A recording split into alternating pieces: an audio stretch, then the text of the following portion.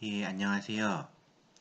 이번 감압질환에 의해 유튜브용 동영상 녹화 파일은 대한고아부학회 춘계 심포지엄에서 발표한 DCS in Recreation 다이빙에 대한 내용. 발표는 4월 19일 날 순천향대학교에서 있었고요. 제가 맡은 부분은 레크레이션 다이빙에 있어서의 감압병이라는 부분입니다. 현재 프로핏 다이브를 맡고 있고 서귀포의료원에서 고압산소 치료센터를 일하고 있습니다.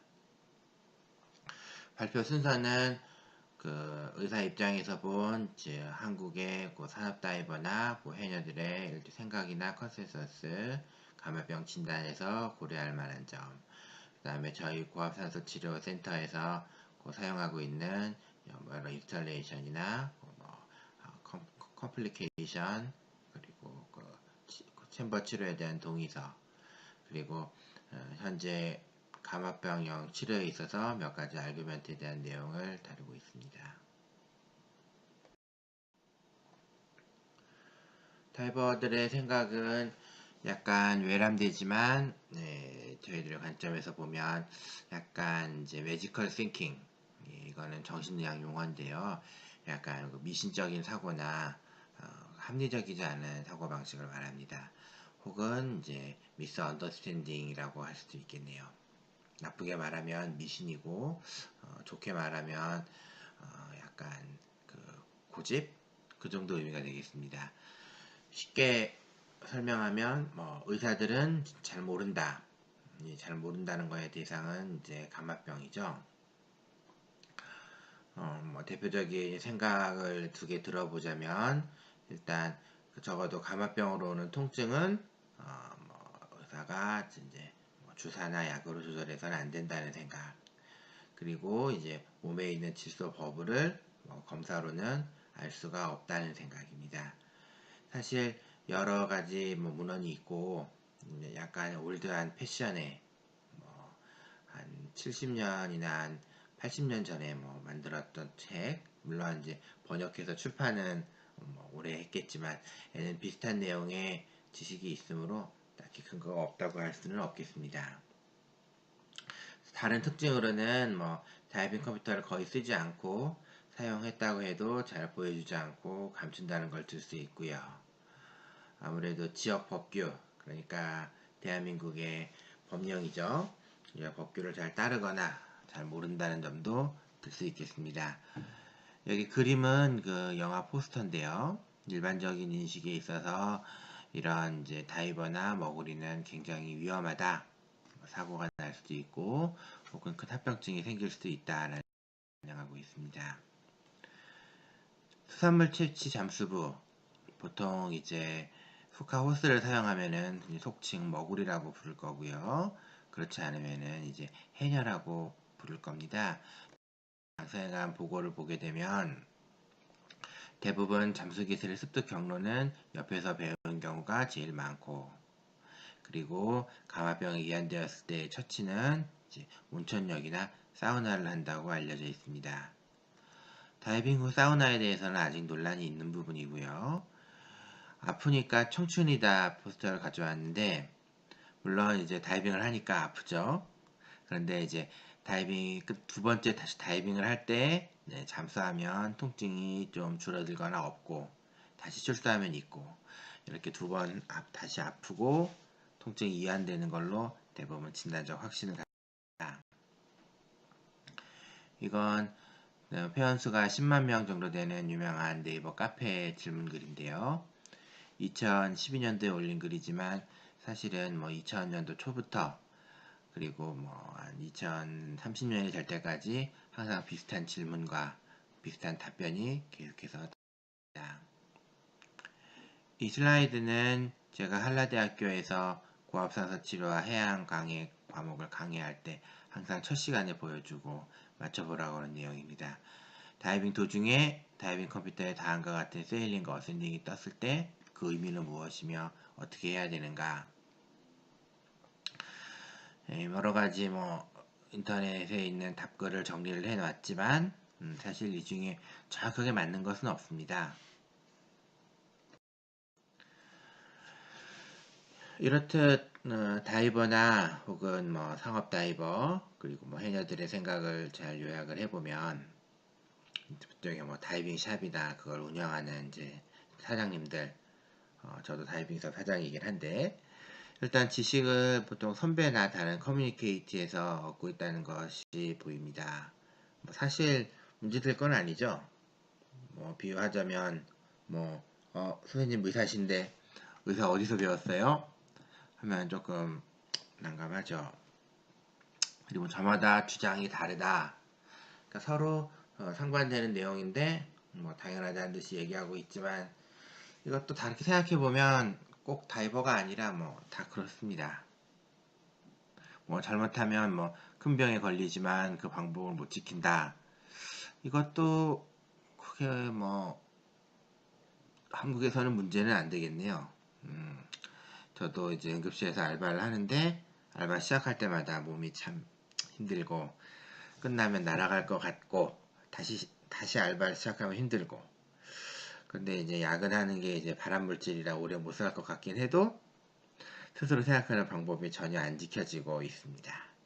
뭐 통증이 있다면 오히려 온천욕을 하는 경우가 많고 뭐 검사 없이 처방하려고 하는 거는 꼭 감마병뿐만이 아니라 뭐 모든 경우 볼 수가 있는 거고요. 다만 이제 아프니까 다이빙한다. 이게 좀 독특한 문제인 것 같습니다. 다시만 다이빙에서 통증이 줄어드는 걸로 대부분 이제 진단적 확신을 가지고 그 다음에 병원을 찾게 되죠. 내가 뭐 40m에서 작업했으니까 50m에서 가압해달라든가 작업 수심이 30m였으니까 18m에서는 내가 치료받을 수 없다라든가 라는 다소 나름의 전문적인 견해를 보입니다. 또한 흔히 프리다이빙이라는 용어를 쓰죠. 해녀들의 이런 무호흡 지식 다이빙은 이제 그 CAG 코로나리 아테리 가스 엠볼리즘에 걸리진 않는다. 따라서 고압사서 치료가 필요 없다. 가압에 걸릴 수 없다라는 또다시 약간 뭐 독자적인 그런 전문적인 믿음을 가지는 경우도 있습니다. 그리고 100% 산소를 무분별하게 사용하는 경향이 있는데요. 사실 얘기하자면 산소가 공기보다 저렴합니다. 다른 말로 얘기하면 압축 공기를 사용하려면 현장에서 컴프레셔를 돌리거나 아니면 압축 공기를 넣은 이제 탱크, 그러니까 다이빙 실린더죠.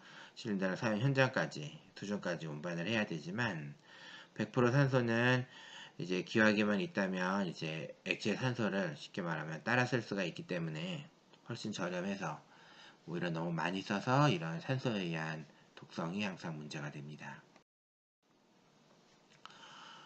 가장 큰 미신이자 오류는 이제 수심을 절반으로 줄이고 거기 오랫동안 있으면 이제 건강해지거나 모든 이제 마가 예방된다는 겁니다. 아마도 그 딥스톱의 여러 방법론이 좀 전해져서 약간 와전되지 않았을까 싶습니다. 뭐 무감압 다이빙을 하는 것이 좋고 감압 다이빙을 한다면은 뭐 가장 표준적으로는 이제 미 해군에서 쓰는 공기 감압표의 수신과 시간을 따르는 것이 가장 골드 스탠다드라고 할 수 있죠. 그러나 그렇지 않고 예를 들면 첫 번째 다이빙을 40m에서 했다면 두 번째는 20m에서 한다든가 혹은 뭐 다이빙에서 40m에서 1시간을 보냈다고 하면 사실 좀 긴 시간이지만 거기서부터 천천히 상승해서 규정된 감압 스케줄을 따르는 게 아니라 무조건 20m에서도 1시간이나 30분을 보내고 다시 수심 절반을 올라와서 또 같은 시간, 절반의 시간 혹은 2배의 시간을 보내고 이제 출사하는 내용의 프로필이 많이 따릅니다. 이러한 추가적인 이제 수중 체류에 의해서 이제 정말로 가압병의 가능성은 점점 커지고 혹은 걸리는 거죠. 실제로 진료실에서 많이 볼 수 있는 그런 이 책은 제주도의 해녀에 대해서 직접적으로 다룬 뭐 몇 권 안 되는 의학서적이죠. 이제 프리다이빙, 특히 해녀 같은 다이빙은 다른 예를 들면 스쿠버 다이버가 척수 감압병에 걸리기 쉽다면 이제 해녀들은 이제 대뇌 감압병에 훨씬 더 쉽게 노출된다는 내용이고요. 실제로 증명됩니다. 이제 우리나라에도 산업안전보건법 이하의 고기압 작업에 대한 기준이 있고요. 2014년도에 개정됐지만 약 30년 전부터 이미 법령은 있어서 그런 고기압 작업, 다이빙에 대해서도 법적 규제를 받습니다. 이는 산업 다이버뿐만이 아니라 고압사서센터에서 근무하고 내부 관찰자로 일한다면 이런 의사나 간호사에게도 적용되는 그런 법령일 거고요. 감압병 진단에서 고려해야 될 점을 설명하자면 일단 다이빙 컴퓨터가 굉장히 중요합니다. 가장 진단에 이를 수 있는 단서이기 때문에 항상 컴퓨터를 먼저 확인해야 되고, 만약 가지고 오지 않았거나 본인이 없었다고 하면 사람을 보내서 장비에 가서 컴퓨터 로그를 찍어서 보내라, 그런 정도로 꼭 확인을 해봐야 되고요. 실제로 자기 자신이 하이딩, 라잉, 거짓말하거나 숨긴다기보다는 스스로 다이빙했던 시간이나 최고 수명 간격을 완벽하게 기억으로 회상하지 못하는 경우가 대부분입니다. 두부에 대한 이미징은 대부분 수행이 되지만 특히 신경학적인 이상이 있을 때 스파인에 대한 이미징이 완전히 안 되는 경우가 많고요. 스쿠버 다이빙에서는 오히려 스파인 쪽의 병변이 훨씬 많기 때문에 이제 홀 스파인 전체에 관해서 사기탈 이미지까지 완전히 얻는 것이 좋습니다. 초음파를 이용해서 사실은 이제 풀모나리 아테리에 이제 도플러 사운드를 측정하면 기포의 정도를 상당히 높게 반영할 수가 있고요. 초음파로 쉽게 접근할 수 있는 거는 이제 리버 초음파 정도입니다. 사실 이제 리버에 있는 포탈베이는 밸브가 없기 때문이기도 하고 상당히 쉽게 많은 양의 정맥 기포가 누적됩니다. 이런 리버에 있는 버블로 바로 동맥색전증을 진단할 수는 없지만 상당량의 정맥에 버블이 있다는 점을 진단에 참고를 할 수는 있겠습니다. 이어지는 슬라이드에서 다른 이제 감별할 수 있는 다른 질환과 그 다음에 의무기록의 양식에 되겠습니다. 감압병의 교과서적인 감별진단 목록이라고 할 수는 없고요. 그냥 경험적으로 내가 감압병인 것 같아요, 주소로 내원했을 때 가장 많았던 진단을 정리해보면 역시 건강염려증이 가장 흔합니다. 그리고 아무래도 우리나라가 온대지방이라기도 하고 수온도 춥기 때문에 저체온증이 많고 저체온으로 또 대부분의 증상을 설명할 수 있는 경우도 있습니다. 그래서 상세히 다루지는 않겠지만 본인이 춥다라고 느낀다면 경도의 저체온일 거고요. 본인이 추위를 느끼지 않을 경우에는 상당히 중증의 저체온인 경우가 많습니다. 신경학적인 이상이 있는 모든 질환에 있어서 항상 뇌출혈이나 뇌졸중 가능성을 염두에 둬야 되겠습니다. 다만 감압병에 대한 여러 동물 실험 모델에서 이에 따라서 이제 뇌출혈이 상당한 빈도로 발생하는 점을 볼 때, 만일 다이빙을 했고 혹은 다른 고압 환경에 노출이 됐고 두부에 뇌출혈이 있다고 하면 진단은 이것은 감압병이 아니라 뇌출혈이라고 보다기보단 이런 감압질환에 이어지는 컨시커스한 페노미넌이나 다른 코모비디티로 뇌출혈을 생각하는 것이 더 적절하겠습니다. 물론 뇌출혈이 있다고 해서 바로 대뇌 기체 색전증을 입증할 수 있는 것은 아닙니다. 실린더와 같은 무거운 장비로 인한 어깨 염좌도 있을 수 있고, 접촉성 피부염으로 인한 피부 발진을 감압병을 생각해서 내원하는 경우도. 보시는 증례는 이와 같이 여러 다이빙을 하고 그 다음에 심한 두통으로 내원했고, 두부 영상검사상 드레인 베인에 상당히 휴지한 에어 버블이 확인되었던 경우입니다. 설령 중추신경계에 있다고 하더라도 이제 정맥의 버블은 고압산소 치료가 필요 없고 보존적 치료를 하는 거고요. 다만 이 경우는 여러 차례 다이빙이 있었고 다른 그런 무증상적인 버블 제거를 원해서 미해군 치료표 6로 치료한 후 바로 시행한 두부시티고요. 파라독시컬한 이런 에어 버블이 있었지만 추가적인 검사는 이제 하지 않았던 경우가 되겠습니다. 다이빙 관련한 이런 감압병의 진단은 진단 기준이 약간 모호하고 이런 디피니트한 그 진단 검사, 생화학적인 마커라든가 영상이 없다는 것이 특징이 됩니다. 그래서 흔히 다음에 보시다시피 이러한 진단 기준이 많고요. 이 크라이테리아를 이용해서 사용하면 점수가 3점이 넘었을 때 대부분 그 감압병과 일치한다는 논문입니다. 한 가지 특이한 점은 제가압 치료를 시작하면서 관절 통증 양상이 해소되어야 한다는 건데요. 그렇다고 하면 결과적으로는 고화사소 치료까지 마친 케이스를 리뷰하는 데 사용이 적절할 것이고 현장이나 고화사소 치료 전에 진료실에서 사용하기는 어렵겠습니다. 다른 말로 하면 논문을 위한 그런 크라이테리아일 수도 있겠는데요. 또 한 가지 특이한 점은 다이빙 프로필에서 질소 하중이 있다는 거고요. 여기 텔먼 알고리즘이 50%를 초과한다는 걸 쉽게 확인하는 것은 예컨대 다이빙 했을 때 최고 수심에서 무감압 한계를 절반 이상 사용한 경우라고 생각하시면 되겠습니다. 보시는 케이스는 매우 전형적인 척수 감압병에 해당되는 증례입니다. 그 스파인에서 버블을 찾을 수가 있고요. 이 경우는 배로장애를 보였습니다. 에코에서 ACD는 없었고 검사 한계나 아니면 환자 상태상 스트레스 에코는 시행하지 않은 경우입니다.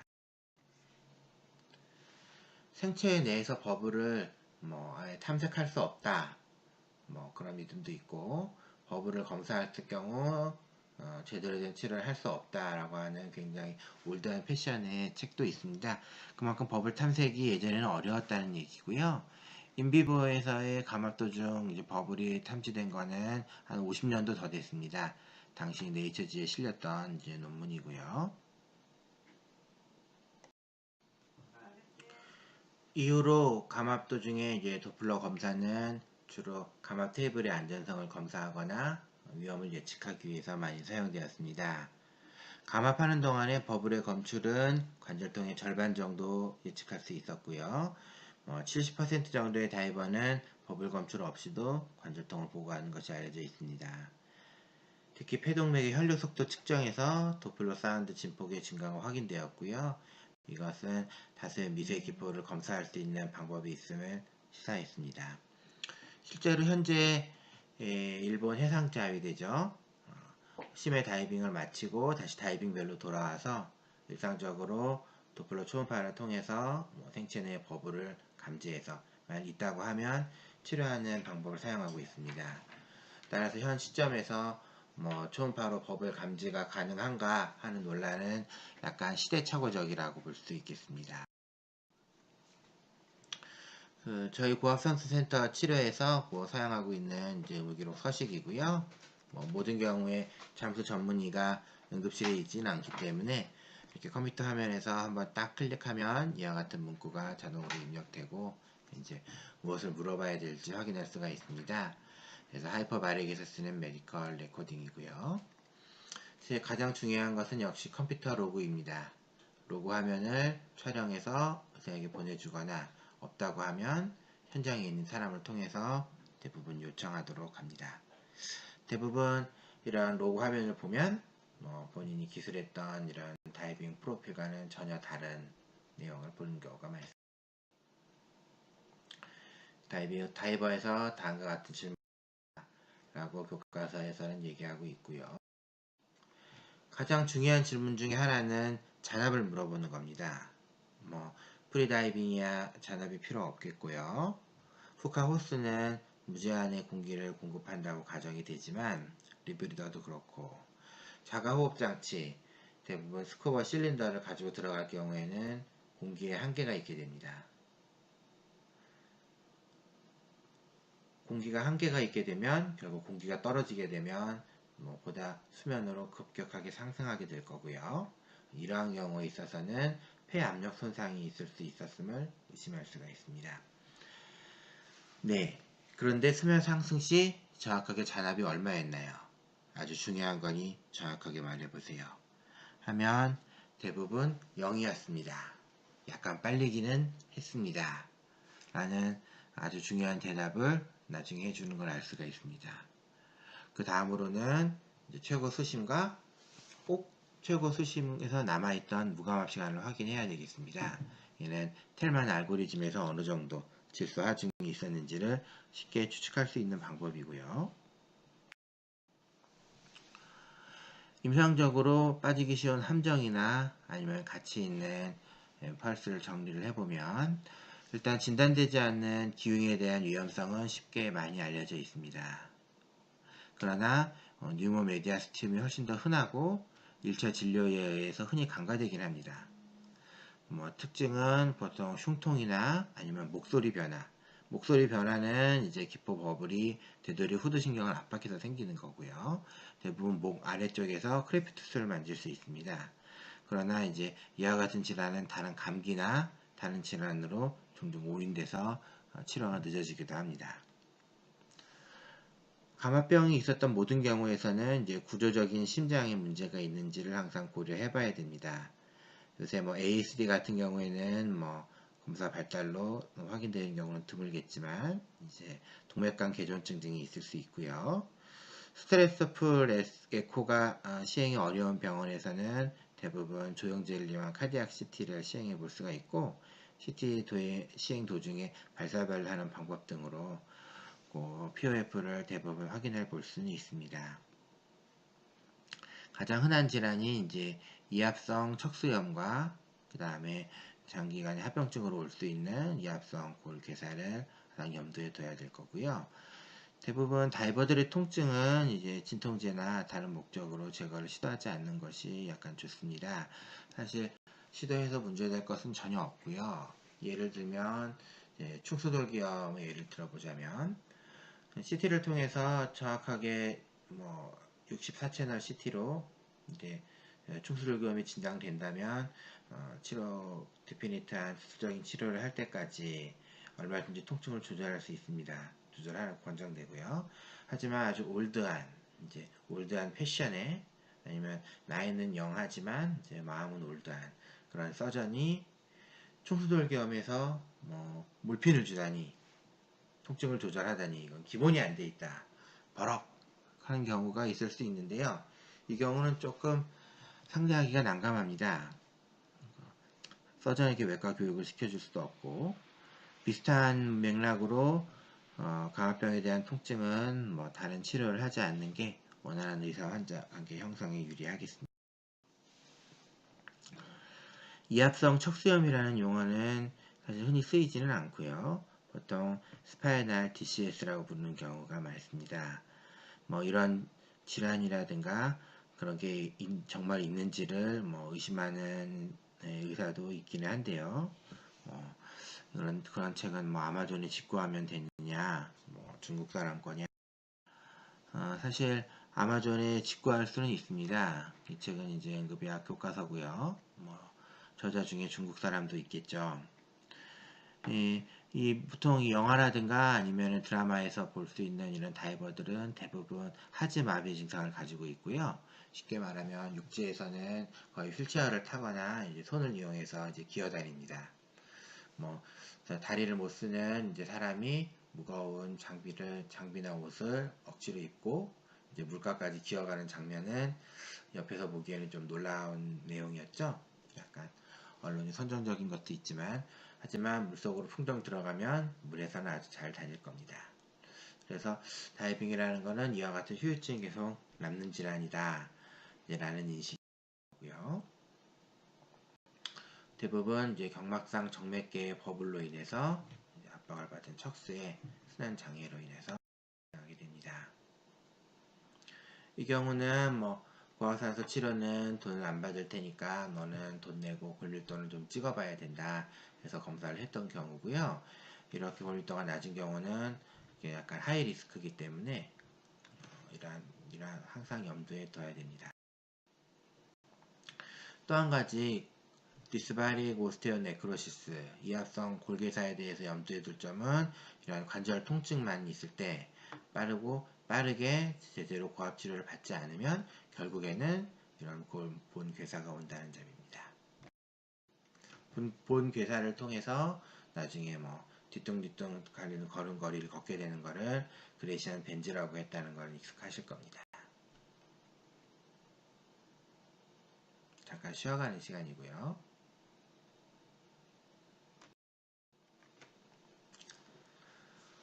저희 고압산소실험 센터에서는 뭐 다음과 같은 그 챔버 작동세계 인스탈레이션을 시행을 합니다. 그 작업 전마다 체크리스트가 있고 상승 시간이 변동되었거나 공기가 차단되었거나 환기나 치료 기체를 어떻게 할 것인지가 주된 내용입니다. 내부 관찰자에게도 마찬가지로 인스탈레이션 항목이 있고요.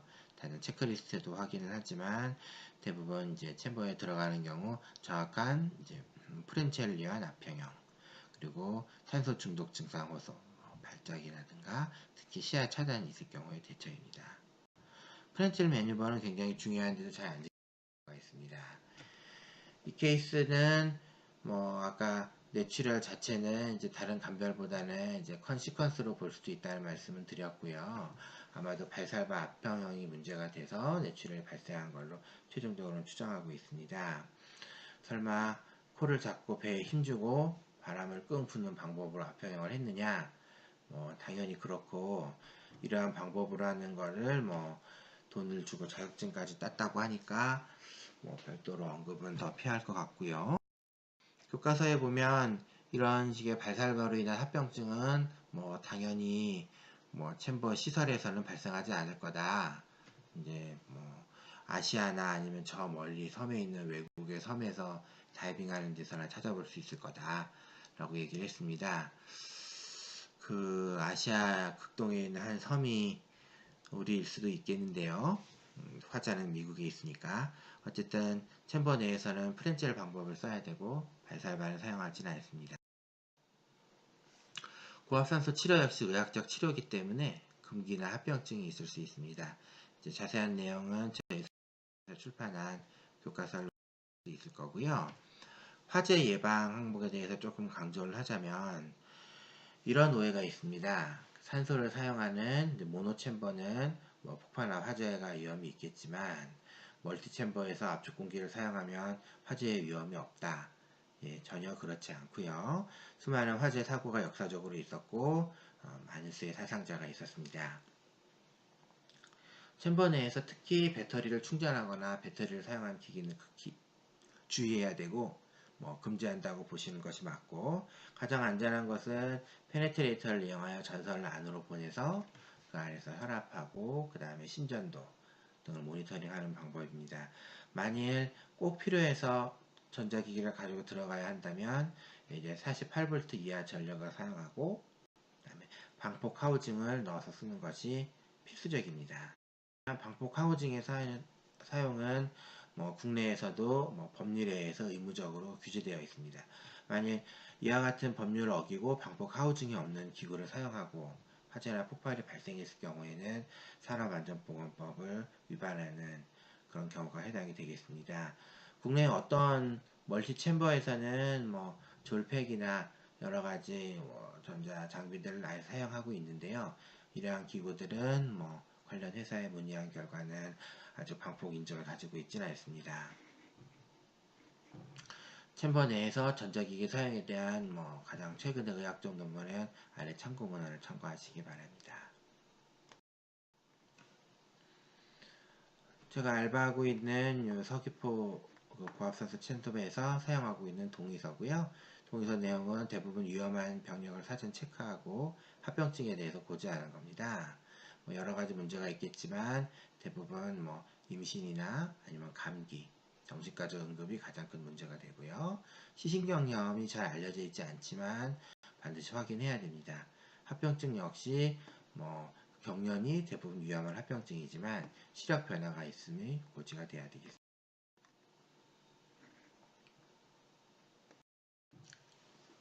논란이 될 수 있는 부분은 4가지 정도이지만 일단 이번 시간에는 처음에 육기와 가압하는 건지만 다루도록 하겠습니다.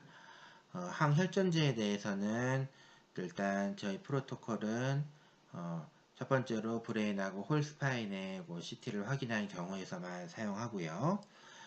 그 챔버 치료 전에 투여하지는 않습니다. 보통 챔버에서 60피트에서 첫 번째 산소 주기를 거치고 증상이 호전되고 다른 악화된 점이 없는지를 담당 의사가 확인한 후에 챔버 내에서 투여를 하고요. 용량은 로딩 도즈로 아스피린 300mg, 브리란타 180mg. 만일 저분자 헤파린을 쓴다면 kg당 1mg을 피하로 주사하는 방법을 사용합니다. 수중 제갑은 대부분 이제 이득이 안 된다는데 컨센서스가 있는 것 같고요. 적어도 9시간 이상 수행해야 되기 때문에 그렇습니다. 필수 장비로는 이미 온수 슈트를 입고 있어야 되고 표면 공급 장치랑 안면식 마스크 혹은 리브리더가 있어야 하겠습니다. 이 정도의 장비를 갖추고 다이빙을 한다면 사실 그 표면에서 제갑을 하는 것이 오히려 더 안전하겠죠. 그래서 거의 의미가 없고요. 해외가 아니라면은 이제 우리나라에서는 바닷물의 온도가 낮으니까 아마도 시행하기가 어려울 겁니다. 규칙적인 HBO는 그런 가정입니다. 예컨대 다이빙을 하기 전에 미리 고압산소 치료를 받는다면 혹은 규칙적으로 1년이나 6개월에 한 번씩 고압산소 치료를 받는다면 과연 덜 걸릴 것인가. 여러 실험에서는 고압산소 치료를 받게 되면은 그만큼 감염병 발병이 줄어드는 것을 확인해 볼 수는 있습니다. 하지만 이제 기본적으로 수중과학회는 이러한 규칙적인 고압산소 치료를 권장하지는 않습니다. 네. 제 개인적인 사견으로는 공기를 이용한 가압 치료나 아니면 해양 다이빙은 동일하다고 생각하고요. 이러한 견해 문제가 되는 이제 이런 견해는 저희 관점에서는 의생리학에 근거한 것도 아니고 미해군 실험 장수단의 결과로 대표되는 테크니컬 커버리지에서도 역시 해당되지 않습니다.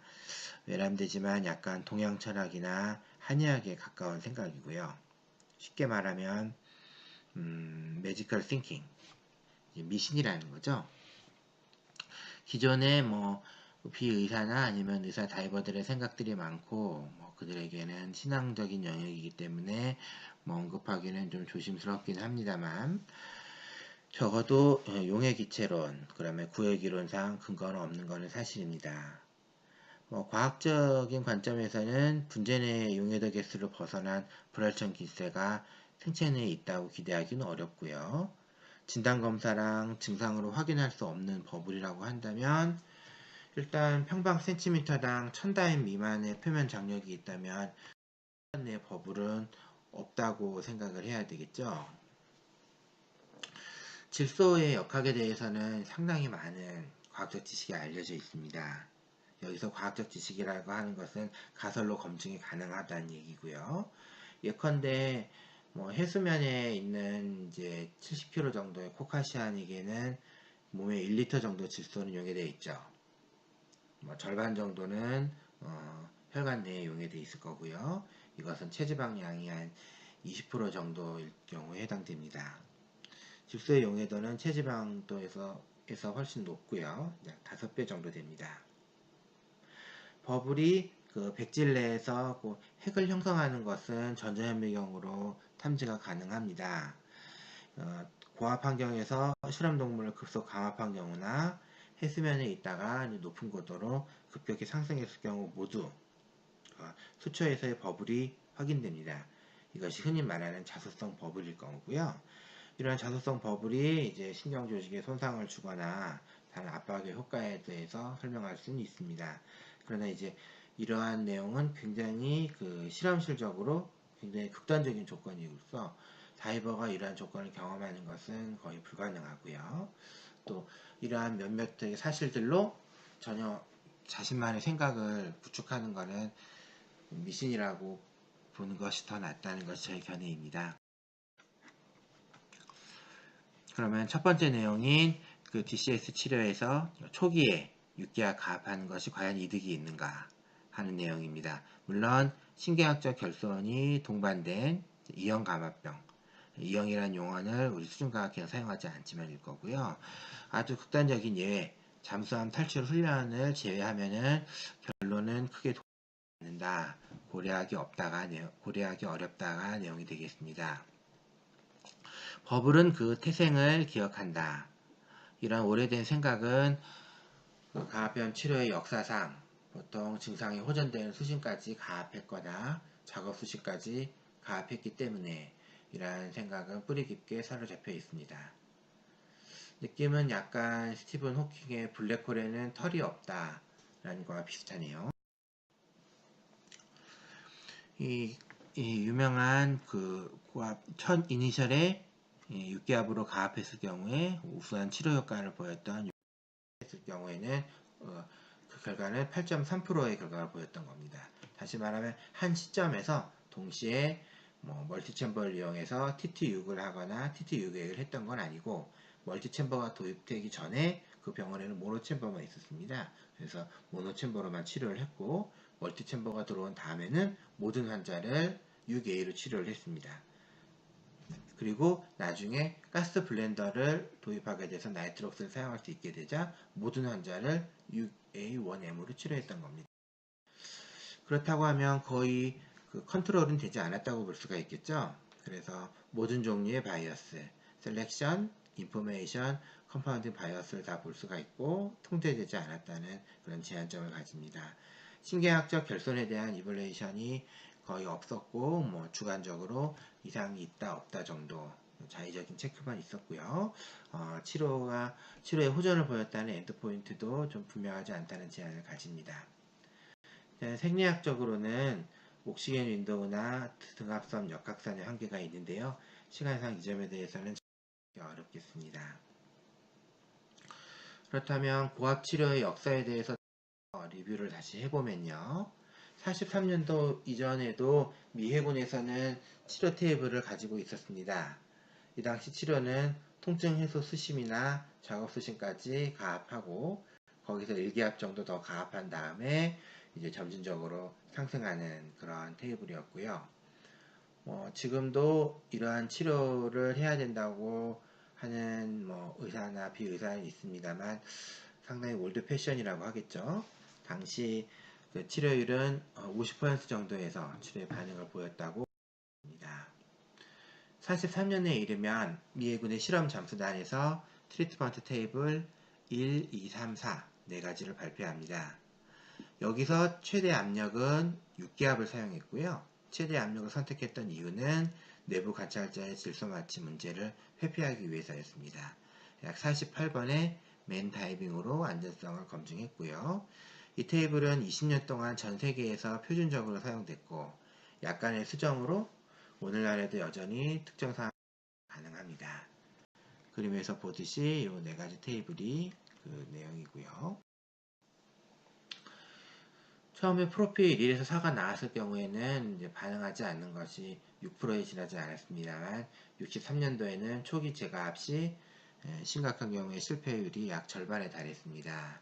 연구자들은 이제 군사 작전에서 보이는 이런 단 한 번의 다이빙이 아니라 다른 상업적이나 레크레이션 다이버들이 여러 번 다이빙하고 증상이 나타나고 치료받는 데까지 시간이 많이 지연되었음이 주된 요인으로 꼽고 있습니다. 64년에 이르자 미 해군은 산소 치료를 다시 검토하게 되었지만 사실 연구자들에 의해서 이미 37년에 처음으로 짧은 기간 동안에 165피트에서 가압하고 이어서 60피트에서 산소를 치료기체로 사용하는 프로토콜은 진행되었습니다. 결과는 매우 우수했지만 산소로 인한 발작이나 특히 산소 화재로 인한 인명사고가 많았고 산소 치료는 위험한 것으로 일단 추천되진 않았습니다. 역사적인 테이블 5번과 6번이 발표되었고요. 최초의 명명은 최소 적절한 치료법이라는 이름이었습니다. 이 치료 기간은 최소 적절한 치료 시간에 각각 1.5와 3의 비율을 곱해서 도출된 것이고요. 이 2가지 테이블이 지금 현재까지도 현대적인 고압산소 치료 센터에서 사용하는 모든 치료표의 근간이 되겠습니다. 한편으로 잠수함 의료센터에서는 잠수함 탈출 훈련에 다른 치료 방법을 찾고 있었습니다. 기존의 치료 방법은 미 해군 치료표, 3번이나 4번을 사용했고 운영시간은 38시간으로 굉장히 길었습니다. 굉장히 역설적이지만 이러한 긴 시간 동안 고압 챔버에 노출됨으로써 없던 상당한 질소 부하가 생겼습니다. 잠수함 탈출 훈련은 질소에 노출되는 시간이 극히 짧기 때문에 조직의 질소는 거의 없는 상태임에도 불구하고요. 잠수함 의료센터의 웨이트는 개 모델을 이용해서 이런 자이시의 테이블을 실험했고요. 대부분 2개 내 육안으로 볼 수 있는 창을 만들고 경동맥을 통해서 에어를 주입한 모델이었습니다.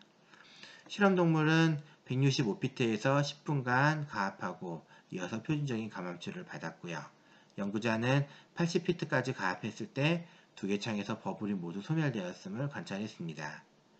그렇다면 가압도 80피트 정도만 하면 된다는 것이 연구자의 의견이었지만 이제 미 해군의 원스타 그리고 투스타가 그 무슨 말이냐, 우리 해군의 병사들은 165피트에서 최대 압력을 가해서 치료하도록 하라 라는 명령을 했다고 합니다.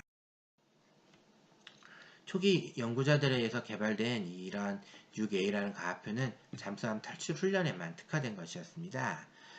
거의 질소 하중은 없는 이유였고, 그래서 165피트에서 60피트까지 가압하는데 단지 4분이라는 짧은 시간을 허용했다. 결론만 얘기하자면 현 시점에서 미 해군은 디피니트리하고 클리어리하게 동맥 기체 색전증이라고 할지라도 60피트에서 초기 치료를 합니다. 물론 의사, 즉 DMO가 명시된 지시에 의해서는 165피트로 가압할 수도 있겠죠. 이러한 경우 치료표는 60피트에서 한 사이클을 진행하고 이어서 165피트로 가압하게 됩니다. 저희 수중과학회의 이제 프로필 카에서 이와 같은 양상을 볼 수가 있고, 처음에 165피트로 가압하지 않음을 알 수가 있습니다. 대부분의 경우에는 이제 코맥스를 사용하기 때문에 사실 이 치료표가 사용되는 경우는 드물고요. 좀 더 자세한 설명은 저희 수중과학회의 수중과학 교과서를 참고하시기 바랍니다. 2가지 치료의 쟁점을 정리해보면은 일단 전자는 처음에 6기압으로 가압하는 것이고, 두 번째는 2.8기압의 순산소 사용으로 충분하다는 겁니다. 킨데엘이나 구만 같은 연구자가 전자라면 나머지는 이제 후자고요. 연구 성과를 실제로 보자면 이제 개 대뇌피질에서 피질 유발 전이를 비교한 겁니다. 연구의 결론은 초기에 6기압까지 가압하는 것은 이점이 없다는 거고요. 60피트를 가압한 경우나 165피트를 가압한 경우 치료된 개 사이에 그런 대뇌피질 유발전이 유일한 차이는 없었고요. 오히려 165피트에서 치료된 개에서는 척수가 질소 버블에 의해서 색전된 부검 소견이 있었습니다. 이를 통해서 잘 알려진 생리학적인 단점은 압축 공기를 이런 165피트에서 호흡하게 되면 2개 내 압력이 상승해서 이에 따르는 이제 코 모빌리티를 초래할 수가 있고, 압력이 해소된 후에도 90분 이상 이런 뇌척수 압력은 높게 유지됩니다. 옥시겐 윈도우에 대해서 이 시간에 설명하기는 어렵고요.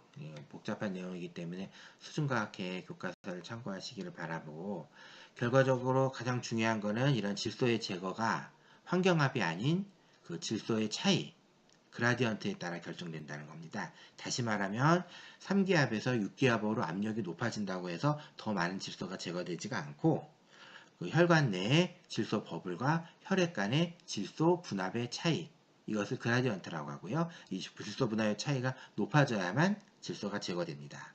다시 말하면 이미 2.8기압에서 가압이 되면 정맥 내 헤모글로빈이 산소로 모두 포화되기 때문에 이보다 더 높은 압력을 주더라도 질소가 더 많이 제거되지는 않습니다. 사실 질소의 제거는 오히려 떨어집니다.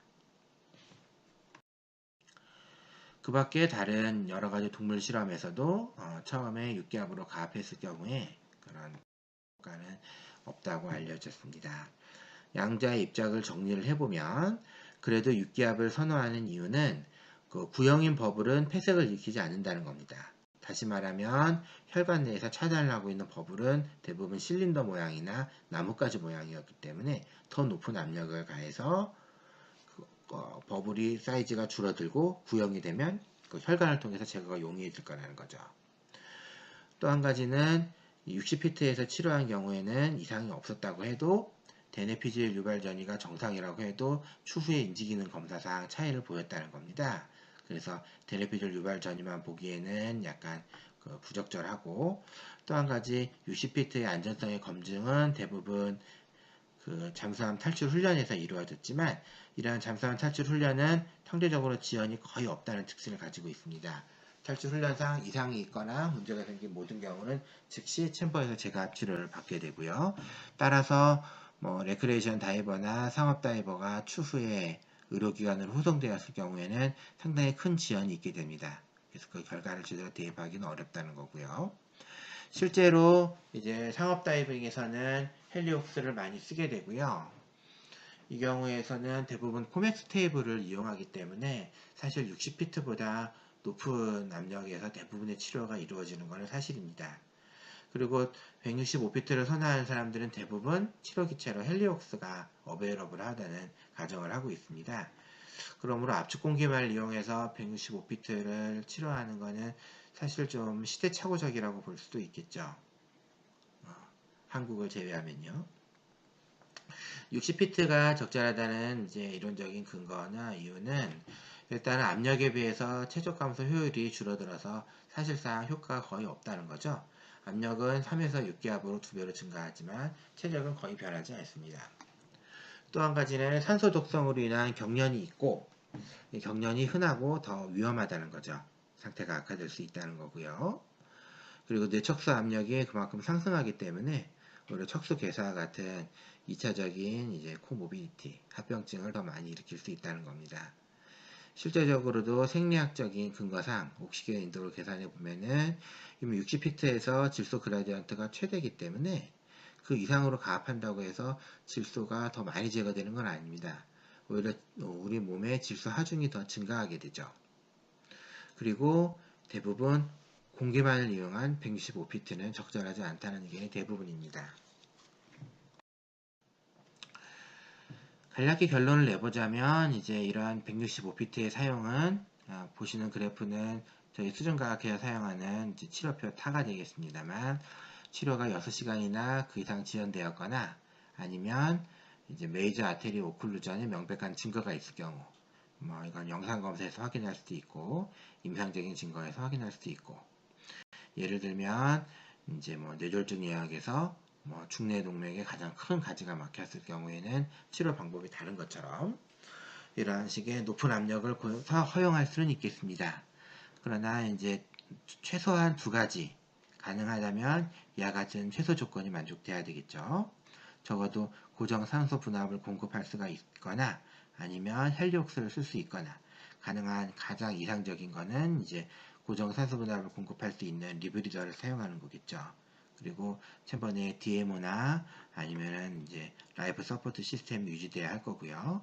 또 한 가지 유념해야 될 경우에는 대부분의 국내에 있는 챔버가 수준과학 관점에서 도입했다라기보다는 챔버를 납품하는 업체에서 구색만 맞춘 거기 때문에 대부분 다채널이라서 수용 인원만 키워놓은 경우가 많고 가압 속도가 굉장히 늦습니다. 예를 들면 최고 수신까지 도달하는데 15분이나 그 이상 걸리는 경우가 많죠.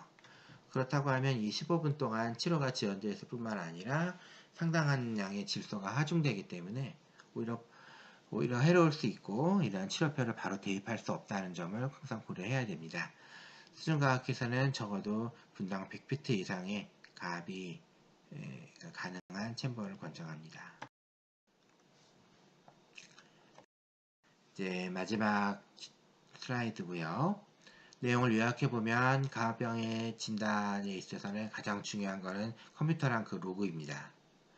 또한 증상이 비특이적이고 애매하고 완전 근육통 같은 그냥 감기 증상만 있다고 하더라도 이제 텔만 알고리즘에서 50% 이상의 질소 하중이 누적되었다면 이런 DCS 신드롬이라는 경증의 진단을 배제하기는 어렵습니다. 일부 연구에서는 이러한 근육통이나 오심 같은 감기 증상만 있는 분을 대상으로 고아사서 치료를 시행했고 통계적인 유의를 가지는 증상의 호전을 확인했습니다. 대부분의 대상에서는 텔만 알고리즘상 50% 이상의 노출이 있었고요.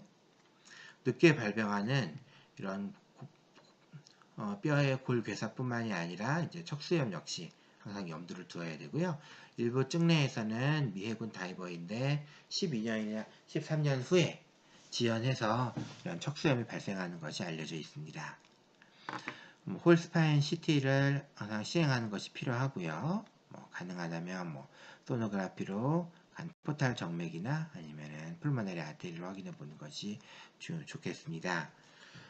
고아산소 치료의 합병증이나 또 내부 관찰자가 확인해야 될 것 중에 하나가 시야 변화가 있을 수 있고요.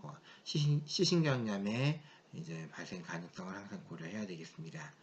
그리고 혹시 모니터링 장비를 쓴다고 하면 반드시 방폭 하우징을 사용하고 방폭 인증이 된 장비를 도입해야 되겠습니다만 아직까지 국내에 수입은 안 되고 있으니까 큰 의미는 없겠습니다. 여기까지 저희 수준과학회의 동영상을 시청해 주셔서 진심으로 감사를 드립니다. 감사합니다.